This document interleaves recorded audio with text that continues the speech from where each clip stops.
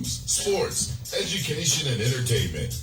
Wake Up GI with Jeffrey Smith.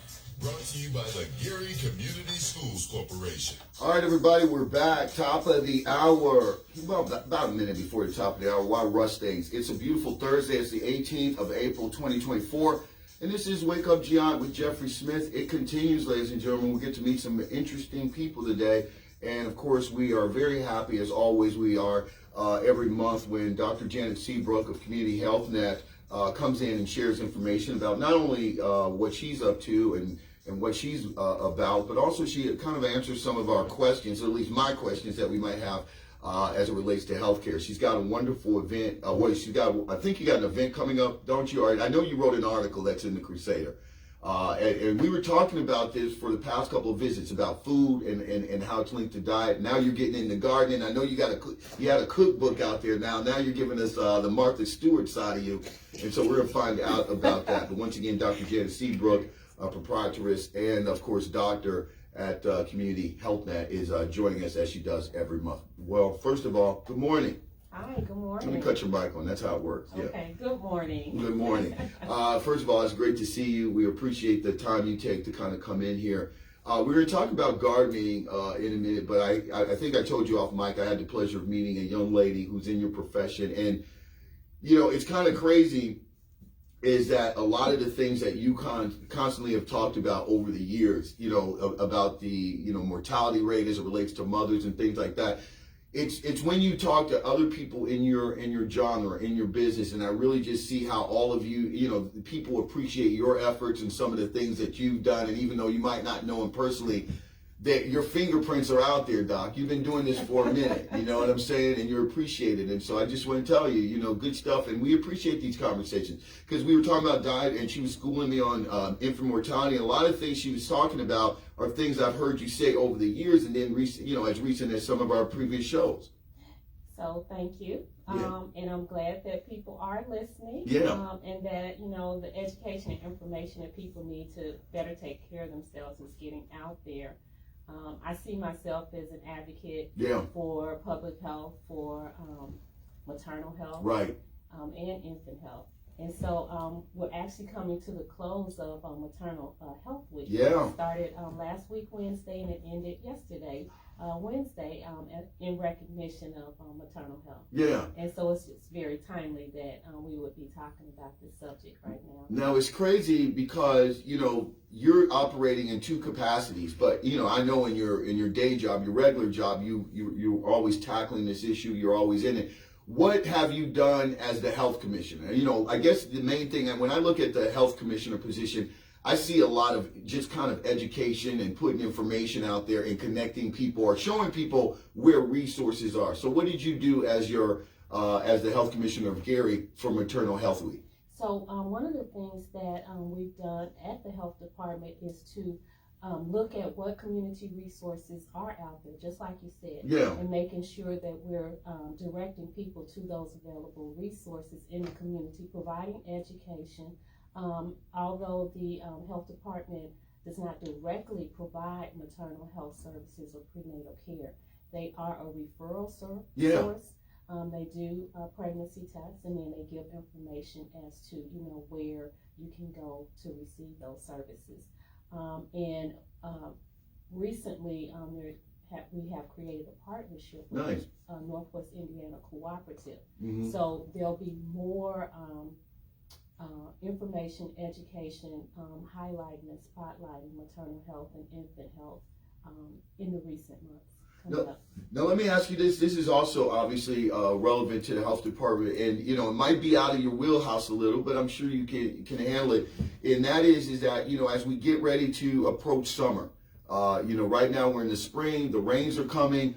One of the things that you have to kind of, I guess, be cognizant of is the mosquito situation that's going to come. And I'm sure you've always been in tune with that. Going back to when we're talking about West Nile virus, and obviously mosquitoes are vectors. So as a doctor, you're just always in tune with the health aspects, the public health aspects anyway.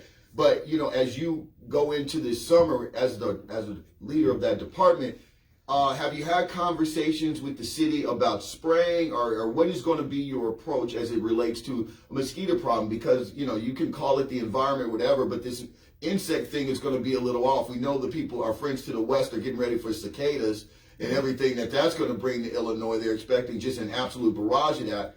But there's also talk that there's going to be a mosquito escalation, a possibility of it.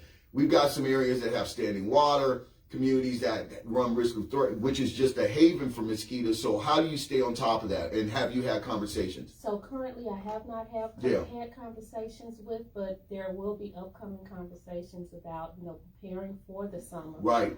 Especially now that we know that there are some mosquito-borne illnesses yes. that are being seen in some of our Caribbean islands that are off the coast of Florida. And so the concern would be that, you know, this could go to other it can migrate up here easy, such as Florida, places like that, and then you start to see them in other states. So we will start as we get closer to summer, because like I said, it is spring. It is spring and the rain that will, you know, help the mosquitoes they love breed it. Right. in those empty tires and other places that they now they're getting me the EPGs. Go ahead.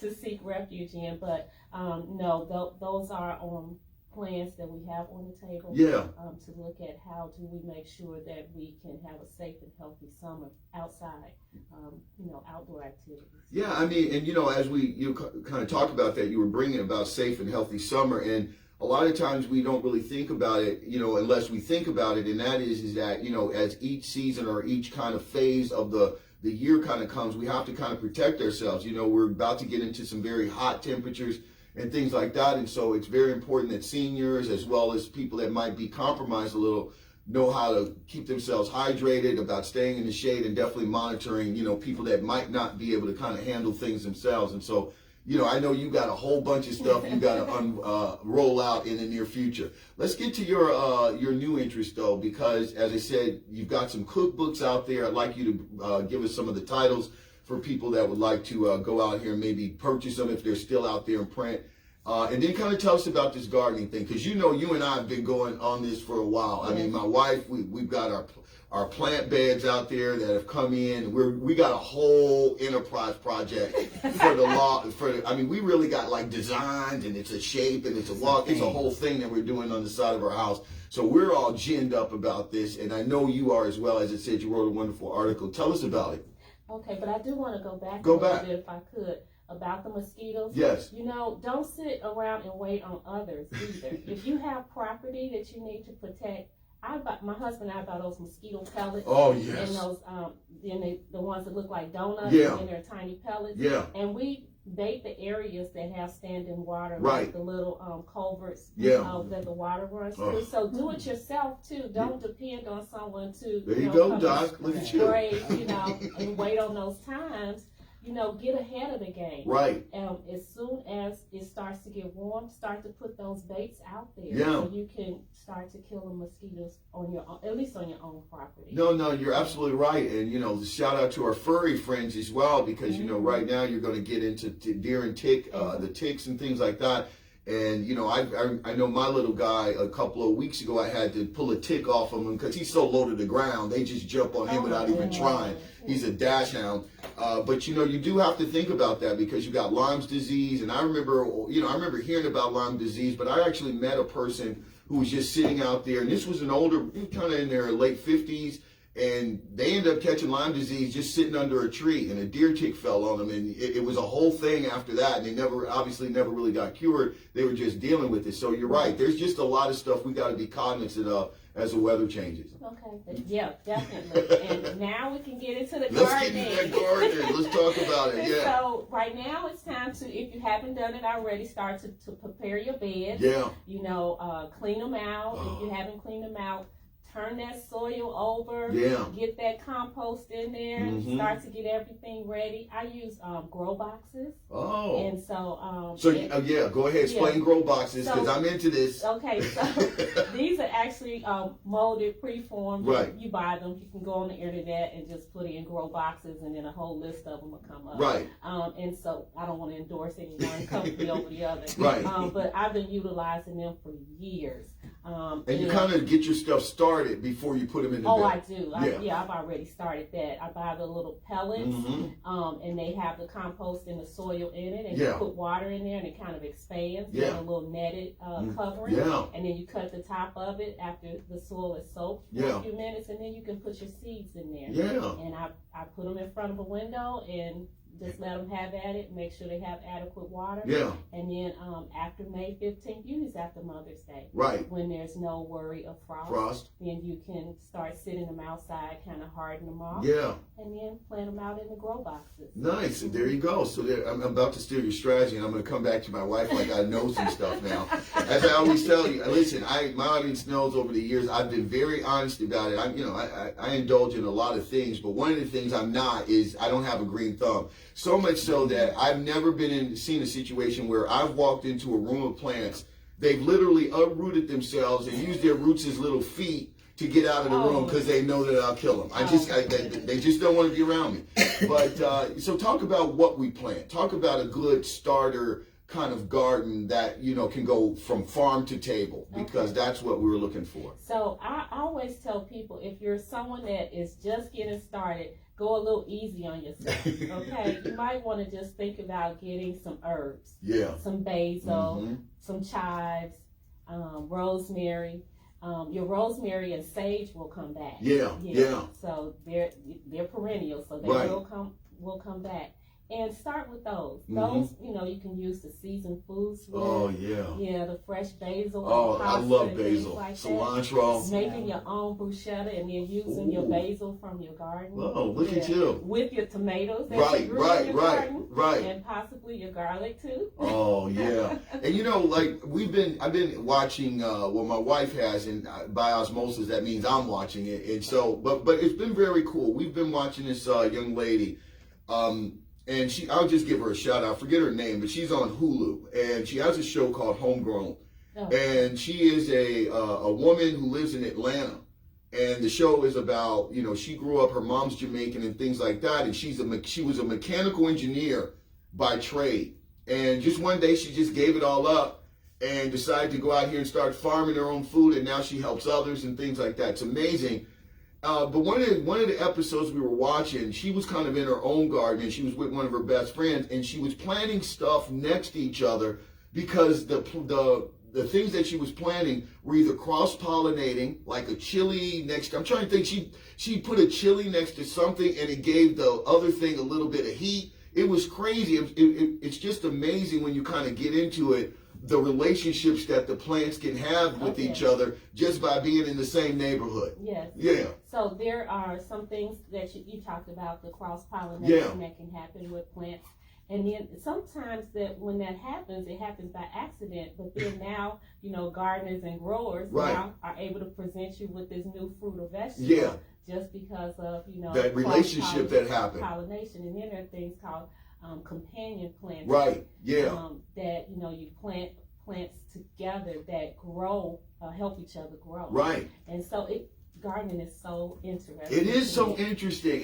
And like I said, you don't have to necessarily be, a science geek or anything, but there's some beautiful nature science involved, is because also as you plant, you can plant certain plants into your garden and it will attract insects that will also do some work for you by going out here and visiting other plants and kind of doing it's just an amazing relationship with nature. So someone asked me on Monday about bees and what to do about the bees, and I said, whatever you do, don't kill them. Don't kill them. Don't kill them. Those are your buddies. Those are our buddies. Those are our pollinators. And so, if you want bees away from, your house, we need the bees. Don't kill them. Don't kill them. Put the pollinator plants that attract bees away from your house. I said, if you have bees close to your house, you better check very close, because those may be wasps. And that's a whole other thing right there. We're talking with Dr. Jan Seabrook, of course, of Community Health Net, and she has an article in this month's Crusader, correct? Yes. About her gardening and things like that. As I said, she's previously put out some wonderful material as it relates to cookbooks. The one thing I've always told you, Janet, Dr. Jen, is that I've appreciated that you have I love meeting these doctors that kind of break my stereotypical mold, that don't come out here as some kind of servant of big pharma. I know I talk a big game, but I appreciate medicine, and how it helps. But I also do believe that the human body is an amazing thing. And I do believe, because it's just my belief, and I love nature, is that there are things out here and naturally that we can do. And a lot of our health is deliberate. We make decisions that kind of affect our health in positive and negative ways. And so, I just don't like that we're trending towards a pill-popping culture. So I love when I see somebody that has as much knowledge as you do, who really kind of try to send us back to basics. And then when medicine is necessary, you introduce it into the situation. I want to just tell you once again, as I always do, how much I appreciate it. Now, let me ask you this, because this is always something that people go through with gardening. And I go back to hearken to my grandmother on my father's side, but shout out to my grandma Bessie, who was a canner. She downstairs in her house, boy, was a workshop. And to watch her do it was amazing. But a lot of people do worry about sometimes when you grow your food and you can't eat it all at one time. What about storage? How do you preserve it? So a lot of things, and this is a good segue into what Pastor Curtis is doing. Yeah, with the freezing. Yes, with the flash freezing. And so you can do that with your vegetables and fruits that can be frozen like that. But you also need, I'm a generous person. I like to give away a lot of the things that I grow. Yeah. Sometimes I will, if I have a lot of zucchini, zucchini bread. You shouldn't have said that. Curtis had to cut me off because of my zucchini addiction. I'll find you, Doc. Don't tell me you got this extra zucchini around. I have a habit. Go ahead. So the things that you can, freeze, you freeze. The things that you can give away, give away. But I find that you can preserve a lot of the things that you have. My mom used to do a lot of that when we were growing up. Canning and all that. And then we would eat it through the winter. Yeah. So you can do that.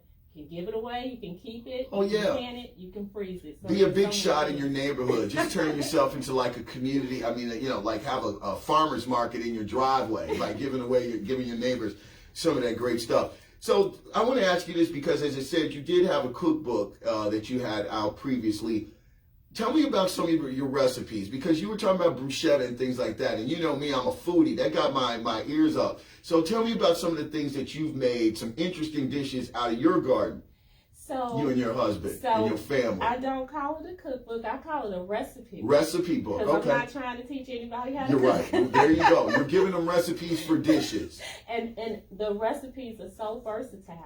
They can literally take it and make it their own. Right. It's just like a guide. Yeah. You don't like the seasonings that I added in my food, then add the seasonings that you like. Right. The main thing that I did this book for, this recipe book, was to show people alternative ways of cooking without salt. Oh, that's what I was about to ask you, because you live in a world, and I live in that world too. I do my best. It's impossible to be saltless, but because if you're getting any kind of food from the store, salt is in there for preservative reasons and all kinds of stuff. But I do live a life deliberately without salt. But it's hard for folks. It's hard for folks in their community. Salt's a big part of it. I look at my dad, and some of the most joyous looks that he had on his face growing up was when he went to our garden and picked a nice ripe tomato and put the entire salt thing on it and was just eating it. And he was smiling like he had just conquered the world. So salt is an acquired taste. Yeah. And I think that your taste buds can be changed. Right. But you have to want to make that change. Yeah. Some people are very salt sensitive. Right. And it impacts their blood pressure greatly. When you have hypertension, over time, it can impact your kidney.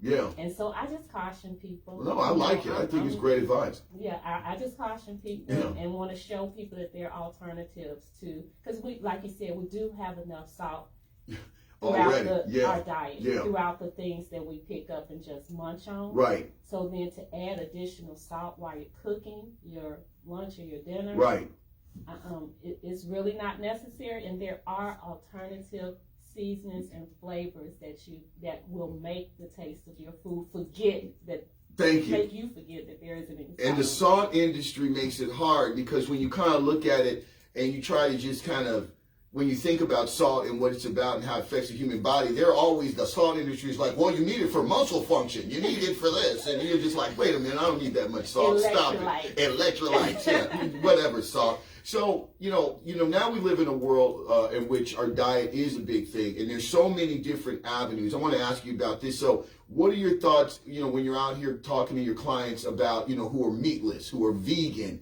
and who are these guys who walk around in Birkenstocks and drink soy milk? I mean, what do you say to people like that? So, I think that there's nothing wrong with that. I'm going to start, because you're not going to have the vegan. Well, the last person I described, there's something wrong with them. The Birkenstock soy milk person, I leave the room when they come in. Go ahead. But I think that to be, choosing to be a vegetarian, pescatarian, or vegan, those are lifestyle changes that make that person feel healthier about their life and their choices.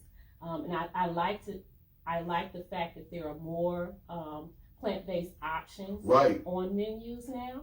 And they don't suck. They're no, good. They don't. Yeah. They don't. I had a plant-based burger last night. There you go. Yeah. Dinner. Yeah. And I thought it was very good. Yeah, it was. I mean, I even ate a black bean burger a couple months ago. They're not as terrible. They're not as it sounds. Oh my God. But obviously dealing with people right now, there is an excess. The internet and provides so many entrepreneurial opportunities for people. So now you got people coming out with all these different things, and we live in our society, in particular in America, where we all are dealing with a little bit of obesity, and so there is a need and want to go out here and kind of jumpstart a diet and all these fad diets and things like that. And something that I'd done years ago, but I'm just seeing it come back in full force, is intermittent fasting mixed with all these kind of fad diets and things like that. And I saw a physician who was doing a podcast. She was a female doctor, but she once again reminded me of you, because she was just she was very straightforward, very intelligent. She was just telling people that you got to watch and make sure you don't start conditioning or jump starting your body to kind of doing different things, because you might be tricking it or tricking certain organs or certain systems to start believing that you're doing one thing, and it's not just burning fat. You could be doing something with your endocrine system. It was just a lot, and how do we deal with that? What do you say to customers that are, or your clients that are worried about weight loss, and then they suggest some of these little fad things that you hear them talk about? So I always try to approach this with caution, and you want to ask them about what are they trying to achieve, what are their goals. Right. I will explain about the dangers of some of those fad diets and things that they see, the fad pills, things like that don't really, they aren't long lasting. Right. So if you aren't willing to continue to take that, or do whatever it took to lose the weight, it's going to come right back. Because you're going to go back to those lifestyle, your previous lifestyle. And so you have to commit if that's what you choose to do, but most people don't. They want to do things for a short term, get those short term benefits, for vacation or, whatever event is coming up, to fit into a certain outfit and things like that, and then they go back. Now, I would say that is not healthy. Right. Taking your body from one extreme to the other. Yeah. And so I would caution people from doing things like that. Because there's a reason that when you watch some of these commercials, they're going to do, cover themselves legally. But one of the more consistent things is that they always say consult with your physician before going down this road, because there are aspects. As I said, I'm watching this, and I also heard this woman talk, this young lady talk about, and it was just so obvious. And as I said, I'm somebody who have tried intermittent fasting many times throughout my life, way before it was even popular. And, I never really thought about, there are people out here that are susceptible, and it's a dangerous game. You can play with your blood sugar level and doing stuff like that. And so it's just a lot. Not just only blood sugar, but you mentioned other organ systems are in play as well. Yeah. And so it's just very important, like you said, to consult with a physician before you go to do any of these fad diets. And I would caution against it. Yeah. And I try to steer people in doing the things that I know will help right. to lose weight, like cutting down on salt. That helps to cut. Yeah, it does. It really does. Yeah. People don't believe that, but it does, because you retain a lot of fluid right. when you are intaking a lot of salt. Yeah. That's how we get the little, swollen sausage Absolutely. fingers. We're outside too long. You're right. You're right. No, it's true. Yeah. It's true. And so I try to caution people to do things, more naturally, right. to eat more fruits and vegetables, yeah.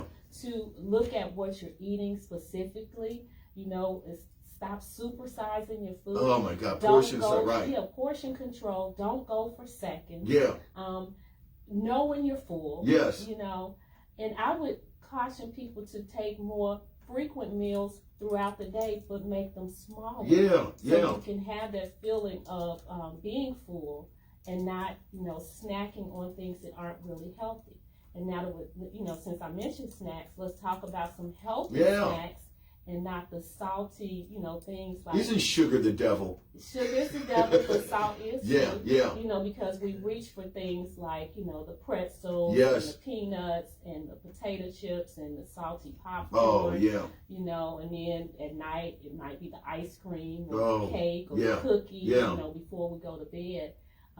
And so I ask people to look at what you're actually eating, and then maybe try and substitute some of those things. Like me, I love carrots. Right. I can snack on carrots at night after dinner. Right. I'm full after dinner, drink a glass of water, and put, 4 or 5 of those baby carrots right. in a napkin, and I'm walking around the house just snacking on those. You know what? That's kind of interesting because, I guess being able to sit over here in the peanut gallery and talk to different people and hear all you all's different expertise and information, you can sit here and kind of see the whole picture. And, I think one of our problems in this country is, I was talking with, LaTanya and Dr. K yesterday from Edgewater. And, I think about, as you just broke down, portion size, I always kind of go back to kind of thinking about something that I learned. I was at Tuskegee. And that is that for the most part, a lot of times we as human beings eat when we don't have to eat. We're not even hungry. And it's a psychological aspect to sometimes sitting down in front of that large plate. It gives us, this dopamine release to kind of be able to go out here and just eat and gorge ourselves. And there's a psychological aspect to kind of a lot of our overeating that goes down. As you said, just the comfort of having that snack, even though I just had dinner. I had a very nice dinner, but I'm idle and I don't know what to do with myself, so I gotta stuff something in my, in my mouth, and I'm looking for something that'll give me stimulation, whether it be sweet, sour, salty, and as you said, I don't need that. No. And so it's almost a way of having to reprogram yourself, at your desk, if you're sitting at your desk, and instead of reaching for something salty or sweet, why not some grapes? Why not some grapes? Why not some celery sticks? Right. And so I think we need to find other ways to kind of, take the edge out, so right. to speak, when we feel like we need a snack. Then let's see if we can substitute some healthy snacks. And if it's not something you can do every day, because, it's like going cold turkey. Right. It's difficult. Yeah. So maybe you can kind of work that in. Right. Now, let me ask you about this, getting back to the gardening. Where are you with greens? Greens have been making a comeback over the past 5 to 10 years, and each green decides to get its own starring role every other year. I know for a while we were dealing with kale as of recently and things like that, and now for the past year and a half, it looks like they're going to make their reemergence this year. Everybody's into the collards. I mean, the greens are making a comeback, but as I said, everybody was killing it up a while ago. It was spinach before that. Now we're getting back into the greens and people are going collards. What are your thoughts on those? Well, I plant all three, just so you're Okay. aware. Okay. I am someone who loves to make kale salad. Yes. That is something that my family looks forward to when I tell them that I'm going to be making a kale salad. So it's like that. Yeah, because the kale comes from my garden, the strawberries come from my garden as well. Yeah. And sometimes a red onion. Sometimes when I'm lucky, I'll get a red onion too out of my garden. But I always plant spinach. Mm-hmm. I love spinach. I love spinach. I love to add spinach in things that some people wouldn't add spinach. I was raised on Popeye. I love spinach. Go ahead. I just made some shrimp linguine the other day. Oh, with spinach? I just threw some spinach and some mushrooms toward the end. That makes sense. You're not a Nazi for doing that. I love it. I was making a red pasta marinara the other day, and I threw some spinach in that. You know, so my spinach goes in a lot. Goes in a lot. But so as a physician, though, for people that just kind of hear this all the time, but talk about the impact, because really, to be honest with you, greens are absolutely great for us, and they serve us in so many ways with nutrients. They're a good source of iron. Yeah. And if you don't have any contraindications, because there's still some medications like Coumadin that it's recommended that you don't have any green products like that. Other than that, if you don't have any contraindications, you should try to enjoy some greens. Yeah, absolutely. And for a lot of us out here who you look at the seniors and things like that, like we're talking about gardening. What should seniors kind of do? Because I know I've got an aunt. This is a great way she passes her time and things like that. But I do remember her asking me in the past, hey Jeff, if you heard anything about what do you think or what should I plant? And once again, I always go back and I think about obviously my parents, and I just remember my dad taking all that medication. So I'm against big pharma because of that. But for people though that are out there that are planting, what are some of the things that are senior friendly? And what I mean by that is not only can it be fun for them to plant and grow and require a little less effort than some of the most, but also they can sit and get some very good health benefits out of it. Anything that you can use to make a salad. There you go. And those you can take those lettuce leaves off and leave the rest of the plant there. Just take enough off to make a salad. And let the head or the bulb stay there. Yeah, last year I did radicchio along with the spinach. You're doing a lot of Italian stuff at your house, aren't you? And so the bitter type with and then I had some store-bought arugula, so you can kind of make your own mix, salad. So anything that you seniors can use to make a salad. So I would tell them cucumbers. Yeah. I would say tomatoes. Yeah.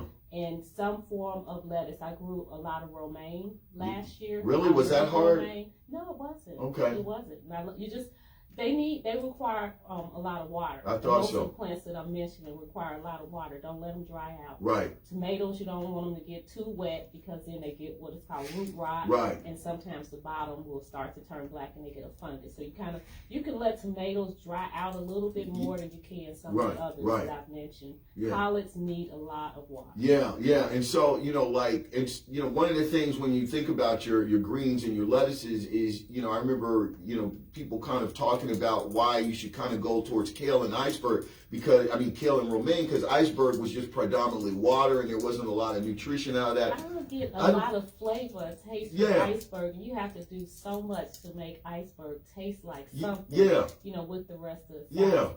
Yeah. I planted 6 cabbages last year. I was about to ask you about cabbage. Came up. How come nobody gives cabbage their props? No, cabbage is good. Yeah, I like cabbage. It's like every time somebody tries to advocate for cabbage, they get shot down by another green. As I said, this year it's mustards.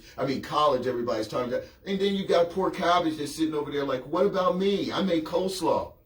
Not only coleslaw, but when you make those soups, there's soups that you can take the cabbage leaves and put them down in. Absolutely, absolutely. So as we kind of come up on it, do you have an event coming up or anything like that or that you want to share with us? So tonight I am at the... You don't even know where you are some of the times. She's always so busy. Sickle cell, she's going. You're going to be at Hidden Lake. Speakers. Is it at No, it's at Chateau. Okay. Oh, it's at Chateau. Don't send me to the wrong place. Yeah, we were at Hidden Lake yesterday. So I'll be at the Chateau at 6 p.m. tonight with the sickle cell. As you just found out. With us. Yeah. And then, what's today? Today's Thursday the 18th, Doc. Is that 18th? It's the 18th. So Saturday the 20th, Community Health Net is at the Indiana University's Health Fair, Spring Health Fair. Yeah. And so, just quickly, I know you got to go, but encapsulate what that's going to look like. What's that health fair about? So it's typically huge. Yeah. A lot of vendors, a lot of resources, community resources will be available. Yeah. So I believe it's on the, what side is that? In the Savannah Center. It's all, everything's in the Savannah Center. It's in the Savannah Center, and typically there are masses of vendors. Lots of free goodies. sometimes there are dental resources there. They blood have pressure screening and things to give away. A lot of giveaways tomorrow, so a lot of education and information. So I'm not sure the time is. It's Saturday. It starts at 9. Starts at 9. Starts at 9. You know more. Yeah, I mean, you're the one speaking there. We'll be there. That's the night. That's the night. No, listen, I'll do your work, Doc. I mean, I'm just saying that I appreciate it. Real quick before you go, once again, as always, give your logistics. You've got locations all over the place, so you can throw a rock out of this place and hit a community health net. Literally, you're across the street. So that location is 3503 Martin Luther King Drive, and it's 1021 West 5th Avenue in Gary. That's our main location, 3900 Calhoun Street. Yeah. In Calumet High School, 15 what is that? Shelby Street. Oh, yeah. No. Yeah. Isn't that Dr. Simpson's office? Yes. Yeah. So, and 61st and 6100 Broadway in Maryville. 927 Columbia Avenue. We're inside Hammond Central High School, and we're inside Hammond Morton High School. Very good stuff, Doc. Very good stuff. And pretty soon, I told you, every doctor that works around here is going to be working for you. You know that. When's the chiropractor? When's the chiropractor coming?